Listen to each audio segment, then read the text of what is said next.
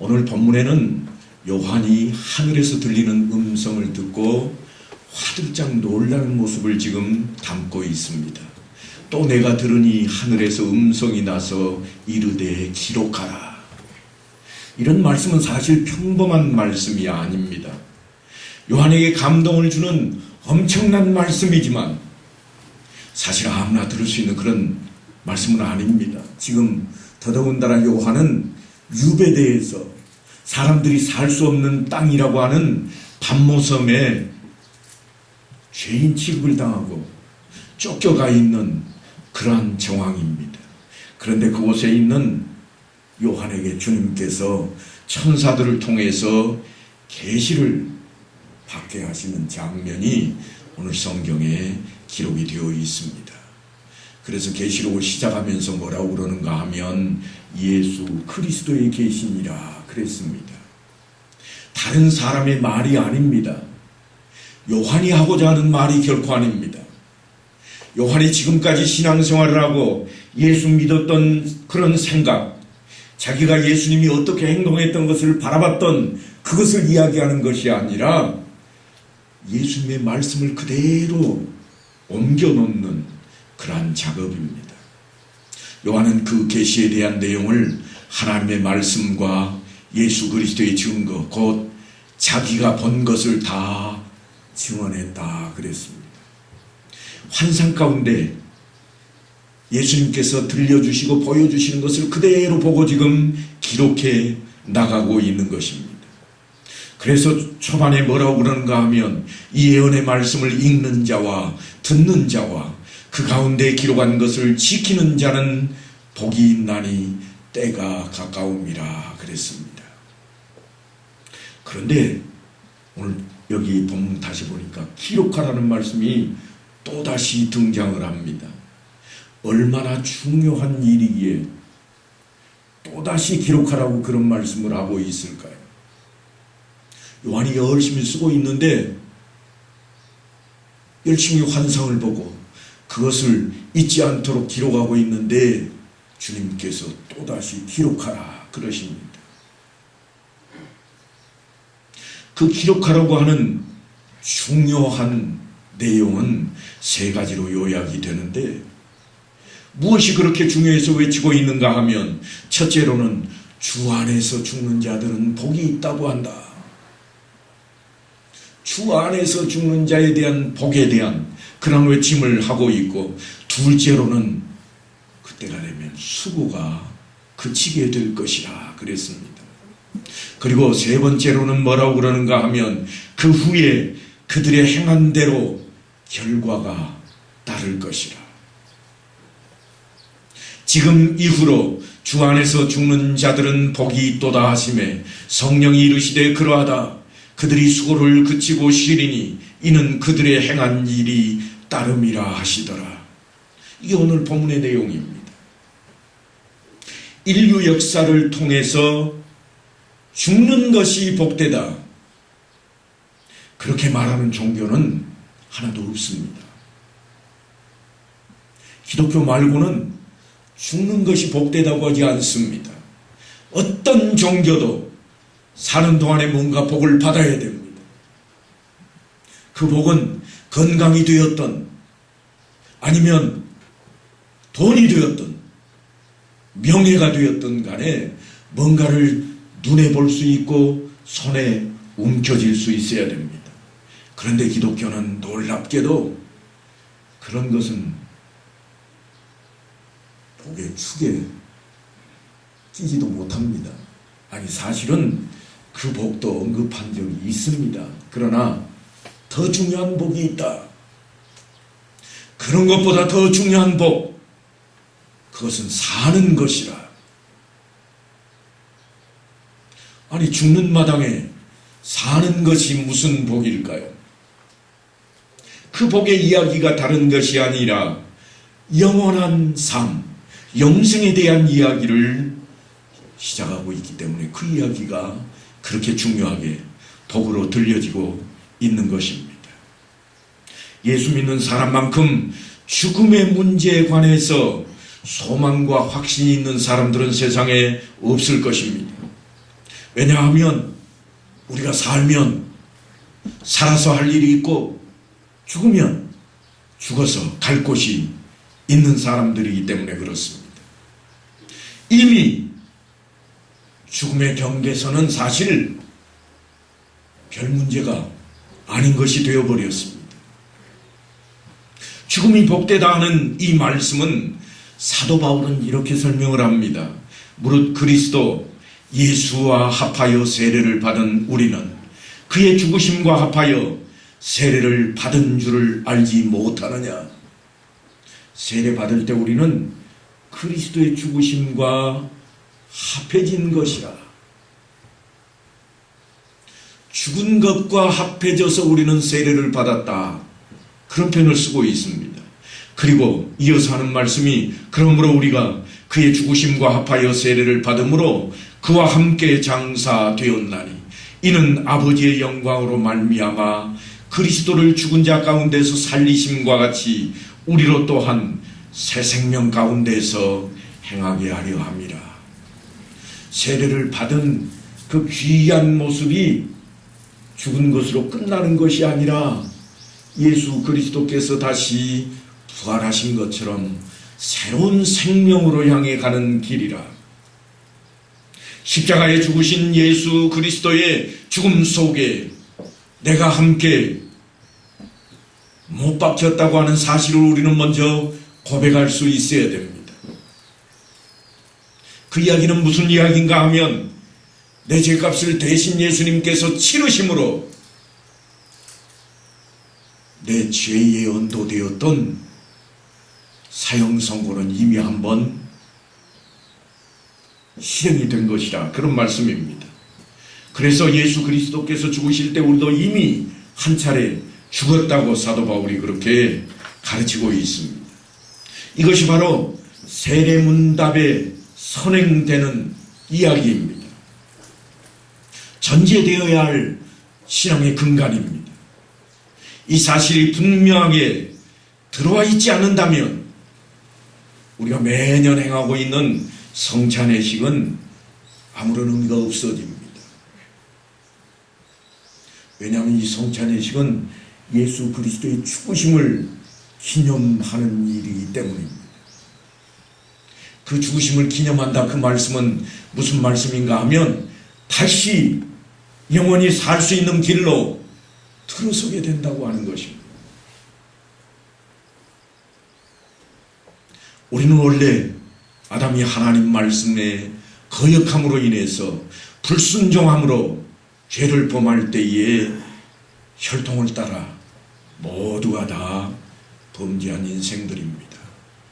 우리는 그것을 신학적으로 가리켜서 원죄라 그랬습니다. 만일 우리가 그리스도와 함께 죽었으면 또한 그와 함께 살 줄을 믿노니 이는 그리스도께서 죽은 자 가운데서 살아나셨으며 다시 죽지 아니하시고 사망이 다시 그를 주장하지 못할 줄을 알미로다. 이게 사도 바울이 깨우친 주님의 부활과 우리 앞에 펼쳐질 부활에 대한 소망의 이야기입니다. 그리스도께서 십자가에 돌아가시는 순간 우리의 죄는 완전히 해결이 되었다고 하는 것입니다. 몇 년 전에도 우리가 말씀을 통해 들었습니다만 죄값을 대신 치루었다, 다 치루었다 하는 단어를 뭘 썼는가 하면 테텔레스타이라 하는 헬라어 장사용어를 동원했습니다. 장사용어를 동원해가지고 다 해결했다, 다 갚았다는 겁니다. 그래서 우리는 더 이상 죄값을 치르지 않아도 되는 의인으로 그렇게 인침을 받게 되었다고 하는 것입니다. 우리가 아무리 연약하고 부족한 가운데 있을지라도 이제는 그 죄 문제로 우리를 정죄하지 않겠다고 하나님은 말씀을 하십니다. 정죄하지 않겠다, 죄를 묻지 않겠다고 하는 것입니다. 왜냐하면 예수님께서 죄값으로 자신이 십자가에 못 박혀 죽으심 십자가 사건을 통해 다 지불하셨기 때문입니다. 뿐만 아니라 부활의 첫 열매가 되심으로써 우리에게 부활에 대한 참 소망을 더해 주셨습니다. 그래서 오늘 이 계시록에서 예수님께서는 사도 요한에게 말씀하시기를 주 안에서 죽는 자들이 복이 있도다 그럽니다. 주 안에서 죽는 자들에게 왜 복이 있느냐? 주 안에서 죽는 자는 이미 죄값을 치루었으니 두 번 다시 심판을 받지 아니할 것이기 때문입니다. 또한 주님께서 부활하심 같이 우리에게도 그 부활의 약속이 새로운 생명과 함께 부여되었기 때문입니다. 그래서 사실 성령께서도 오늘 본문에 보면 그렇다 그랬습니다. 이 그렇다 하는 말은 다른 데에서는 아멘이라 그런데 여기에서는 아멘이라 하지 않았습니다. 왜 사용하는 용어가 다른가 하면 하나님께서 사용하는 용어와 우리 인생이 사용하는 용어가 다르기 때문입니다. 그래서 헬라어에서는 나이라 하는 용어를 사용했습니다만 이 말을 일본어로 하면 아니라는 뜻이 되어버립니다. 하지만 그것 때문에 제가 나이라고 처음부터 외치질 않았습니다. 아멘과 동일한 그런 뜻의 단어가 사용이 되고 있습니다. 다시 말하면 진실로 그대로 이루어질 줄로 내가 믿습니다. 그러는 겁니다. 성령이 이르시되 그러하다. 그들이 수고를 그치고 쉬리다. 그랬습니다. 인생사는 사실 따지고 보면 수고하고 슬픔이라고 그렇게 고백할 수 있을 것입니다. 모세가 이렇게 고백을 했습니다. 시편에 보니까 모세가 뭐라고 고백을 하는가 하면 우리의 연수가 70이요 강건하면 80이라도 그 연수의 자랑은 수고와 슬픔뿐이요 신속히 가니 우리가 날아가나이다. 근데 모세가 죽을 때에 생을 마감할 때 그는 강건했었습니다. 비실비실하지 않았습니다. 그는 활기찬 가운데 하나님의 부르심을 입었는데도 불구하고 그가 뭐라고 고백하는가? 참으로 수고와 슬픔뿐이라. 이것이 인생이라. 무엇 때문에 이런 말씀을 전하고 있는가 하면 이후에는 그런 것이 없을 것이라는 전제가 있기 때문입니다. 하나님 나라에서는 그런 것들이 다 사라지게 될 것이라. 뿐만 아니라 모든 것을 누려볼 대로 누려보았던 솔로몬이 인생을 뭐라고 평하고 있는가 하면 다윗의 아들 예루살렘 왕 전도자의 말씀이라. 전도자가 이르되 헛되고 헛되며 헛되고 헛되니 모든 것이 헛되도다. 솔로몬은 정말 세상에서 가장 부귀영화를 끝까지 잘 누렸던 인물 중에 하나입니다. 그런 솔로몬이 외치기를 인생은 헛되더라. 그런데 오늘 요한에게 들려지는 말씀이 뭔가 하면 그들이 수고를 그치고 쉴 것이라는 겁니다. 이제 하나님 나라에서는 그런 수고, 헛된 것도 그런 슬픔과 또한 수고로운 것들도 다 사라지게 될 것이라. 여러분, 우리가 잘 아는 예수님의 말씀이 있잖아요. 마태복음 11장 28절에 보면 뭐라고 그러는가 하면 수고하고 무거운 짐진 자들아 다 내게로 오라. 내가 너희를 쉬게 하리라. 그래서 무거운 짐보따리 지고 가서 예수님한테 냅다 다 던져버리고 내 짐 다 벗어버리고 아주 우리는 편하게 시원해질 줄 알았습니다.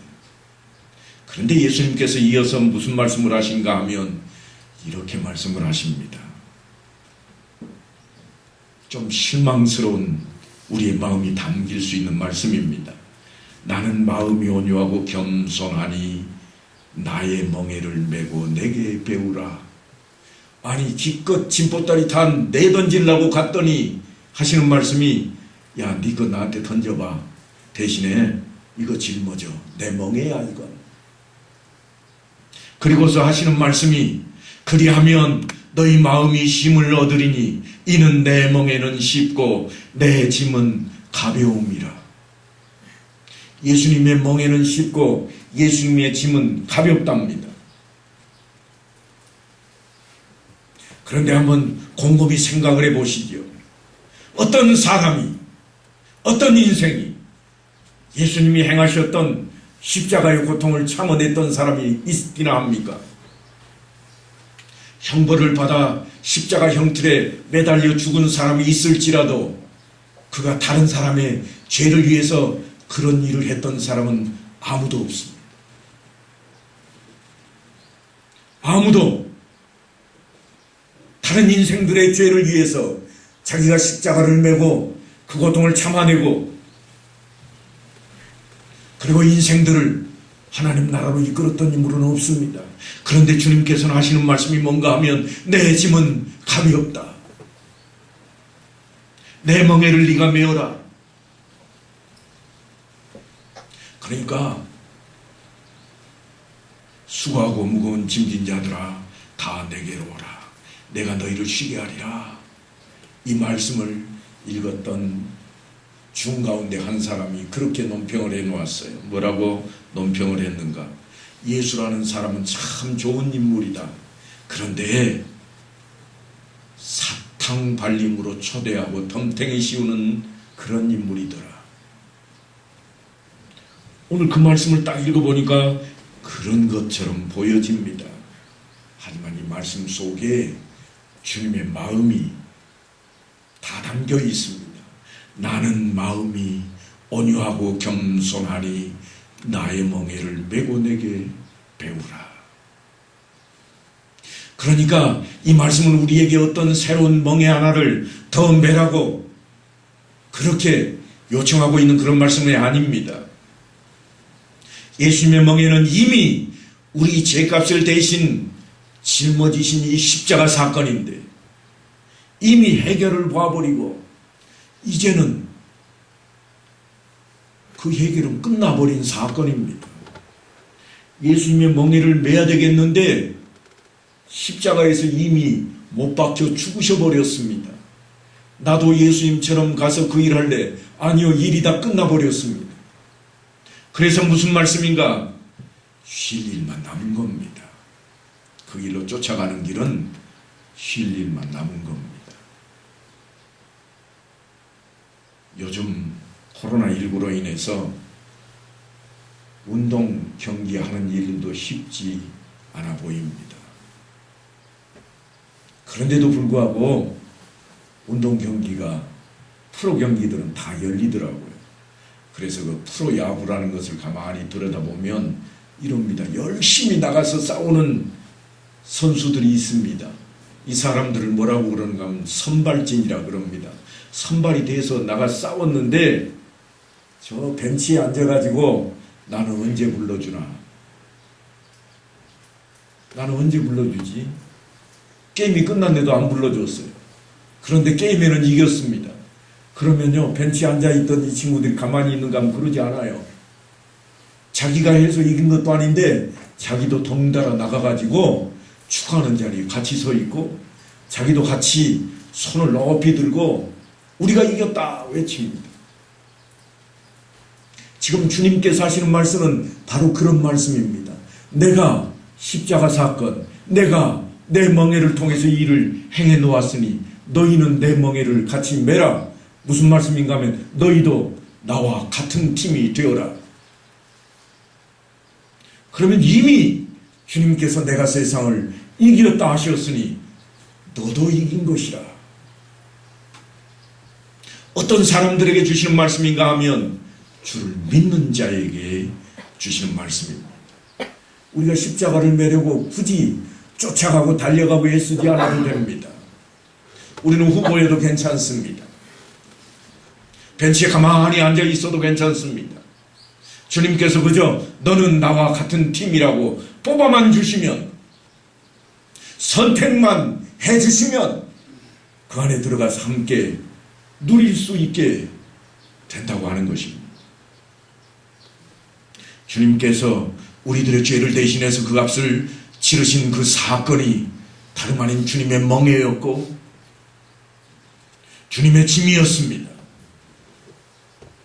그런데 주님께서는 주님의 십자가 사건을 믿기만 하면 우리에게 그리하면 너희 마음이 쉼을 얻으리니 이는 내 멍에는 쉽고 내 짐은 가벼움이라. 여러분, 운동선수가 나가서 경기할 때 얼마나 힘드는지 모릅니다.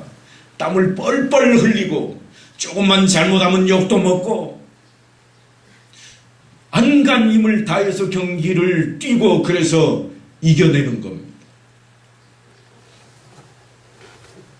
그런데 벤치에 앉아있던 사람은요, 땀 한 방울도 흘리지 않았습니다. 같은 팀이라는 것 말고는 아무것도 없습니다. 그런데 똑같이 승리자가 되는 것입니다. 누구든지 예수 그리스도를 구주로 믿음으로 고백하기만 하면 천국을 소유하게 된다고 하는 말씀이 바로 이런 차원의 말씀입니다. 천국을 소유한 자는 안식을 얻게 되어 있습니다. 더 이상 무거운 짐을 지고 있지를 않게 됩니다. 그렇게 해서 맞이하게 될 하나님의 나라 이야기를 이사야 선지자는 뭐라고 그러는가 하면 내 거룩한 산 모든 곳에서 해악됨도 없고 상함도 없을 것이니 이는 물이 바다를 덮음같이 여호와를 아는 지식이 세상에 충만할 것임이라. 우리가 이 십자가 사건을 제대로 깨닫지 못해서 사실은 세상의 수고와 또한 눈물겨운 짐들에 집착이 되고 욕심을 부리게 되고 내려놓지 못하게 되고 분노하게 되고 격하게 되는 것입니다. 그것들이 우리 인생을 어지럽고 혼란스럽게 만들어내고 있습니다. 그 모든 것을 내려놓게 하는 것이 뭔가 하면 십자가 사건입니다. 주님의 십자가입니다. 그런데 오늘 본문에는 그들이 수고를 그치고 쉬리니 이는 그들의 행한 일이 따름이라 하시더라. 이렇게 되어 있어서 마치 벌 줄 사람은 벌을 주고 상 줄 사람은 상을 줄 것이라. 그렇게 선악을 구분 지어 놓은 것처럼 보이지만 사실은 주님 안에서 죽음을 통해 잠든 자들에게 주님 안에 머물며 살았던 눈물과 수고와 충성에 대한 그 모든 것이 쉼을 얻는 모습으로 설명되고 있는 것입니다. 그래서 사도 바울은 항상 주의 일에 더욱 힘쓰는 자들이 되라. 이는 너희 수고가 주 안에서 헛되지 않은 줄 압니다. 그랬습니다. 그러니까 이 이야기는 이 땅에 사는 동안 어떻게 하면 잘 먹고 잘 살고 예수를 잘 믿고 그런 복을 받을까? 그런 이야기가 아닙니다. 성경은 분명하게 가르치는 두 세계가 있는데 그 중에 하나는 주 안에서 죽는 자들에 대한 것이요, 또 다른 하나는 주님 밖에서 죽는 자들에 대한 이야기입니다. 사도행전은 그것을 설명하기 위해서 우리를 성전 앞으로 초대합니다. 성전에는 지금은 성전이 없어서 우리가 볼 수 없지만 성경에 기록되어 있는 그 성전은 미문이라고 하는 금으로 덧씌워진 아주 아름다운 문이 하나 있었습니다.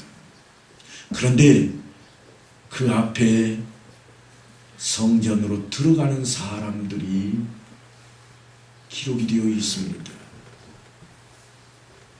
성전에는 미문이라 하는 금으로 덧씌운 아주 아름다운 그 문으로 기도하기 위해서 들어가는 사람들 앞에 한 푼 줍시오 하고 두 손 내미는 한 사람을 소개합니다. 그리고 기도하러 가던 베드로와 요한이 손 벌리는 그 거린에게 이렇게 이야기합니다.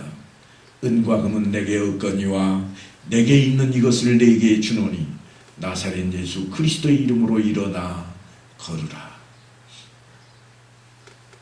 지금 거린은 뭘 달라고 그러는가 하면 걷게 해달라고 한 적이 없습니다. 자기 몸 치료해달라고 한마디도 한 적이 없습니다. 그가 외친 것은 그저 한 푼 달라고 하는 것이었고 그거 달라고 손을 벌리고 있습니다. 왜냐하면 기도하러 가는 사람들이기 때문에 자비를 베풀 것이 틀림없기 때문입니다. 그래서 장사가 제일 쏠쏠한 자리입니다. 그런데 베드로가 하는 말이 내게는 금도 은도 없다 하지만 내게 있는 건 네게 줄게. 그래 놓고는 예수 그리스도의 이름으로 일어나서 걸어라. 이 말의 의미는 단순히 앉은뱅이를 자리에서 일어나게 하는 회복에 대한 그런 고침 이야기가 아닙니다.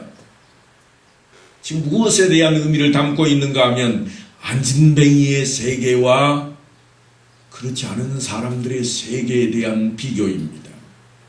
자유롭게 걷는 사람들의 세계가 있다. 그 세계로 이 사람을 지금 초대하고 있습니다. 무엇을 대비하기 위해서 그런가 하면 예수를 믿지 않은 사람과 예수를 믿는 사람들의 세계가 있듯이 바로 현상의 세상에도 걷지 못하는 사람과 걷는 사람의 세계가 따로 있는 것을 지금 보여주고 있습니다. 마가복음 이야기 속에는 하루는 예수님께서 여리고에서 바디메오를 만나게 됩니다. 그리고 예수님이 너에게 무엇을 해주기 원하느냐 그럴 때 그가 보기를 원하나이다 그럽니다. 왜냐하면 그는 볼 수 없는 맹인이었기 때문입니다.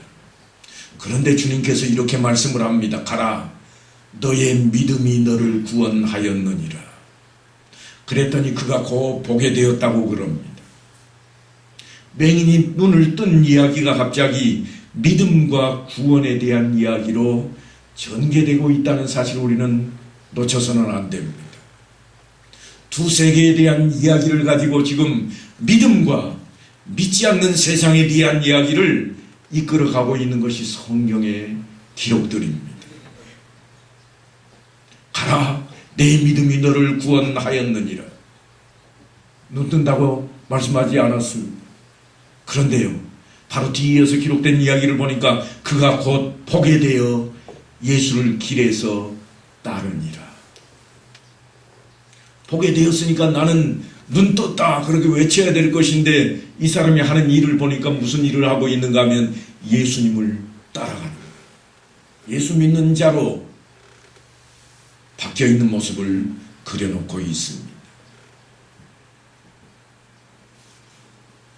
무슨 말씀인가 하면 두 개의 전혀 차원이 다른 세계를 우리는 경험할 수 있는 것들을 통해서 지금 성경이 기록해 놓고 있는 것을 바라봐야만 합니다. 과연 여러분은 어떤 세계에 살고 싶으십니까? 그래서 오늘 말씀이 주는 이야기가 뭔가 하면 주 안에서 죽는 자들과 주 밖에서 죽는 자들에 대한 이야기입니다. 이 두 세계는 엄청난 차이를 가지고 있습니다. 우리는 이 두 세계를 바라보며 주 안에서 죽는 자들에게 주님께서 말씀하신 그 약속을 기억하고 붙들어야만 합니다. 지금도 우리가 겪는 부족함과 연약함 속에서도 시련과 고단한 일상을 감당하기 어려운 그런 때일지라도 우리가 함께 서 계신 예수 그리스도를 바라봐야만 할 것입니다. 그런 차원에서 요한의 시선을 통해서 우리는 이어지는 모습을 대하게 됩니다. 또 내가 보니 흰 구름이 있고 구름 위에 인자와 같은 이가 앉으셨는데 그 머리에는 금면류관이 있고 그 손에는 예리한 낫을 가졌더라. 인자와 같은 이라 그런 표현을 쓰고 있습니다. 이것은 예수 그리스도를 묘사하는 표현인데 장차 오실 하나님의 아들을 드러내고 있는 모습입니다. 이 이야기는 제가 다음 시간에 좀 이어가야 되겠습니다. 사랑하는 성도 여러분, 과연 우리는 어떤 세상, 어떤 세계, 아니 어떤 가치관을 가지고 지금을 살아가야 할까요? 오늘도 사도 요한은 주 안에서 죽는 자들에게 복이 있다고 외치고 있는데 과연 우리는 무엇을 붙들고자, 무엇을 향해서 열심히 땀 흘려 뛰고 있을까요? 제가 예화 속에 운동선수를 들었습니다만 운동선수는 어느 팀에 속하는가가 너무나 중요합니다. 나가서 직접 뛰어서 승리하는 것도 중요하겠지만 승리한 팀에 속해 있는 것이 너무나 중요합니다. 과연 우리는 무엇을 붙잡고자, 무엇을 향해서 뛰고 있는지 오늘 깨닫고 주님의 말씀을 좇아 주 안에서 죽는 자들에게 복이 있다고 하신 사도 요한의 말씀을 기억하고 붙잡는 성도들 삶이 다 될 수 있게 되기를 간절히 축원합니다.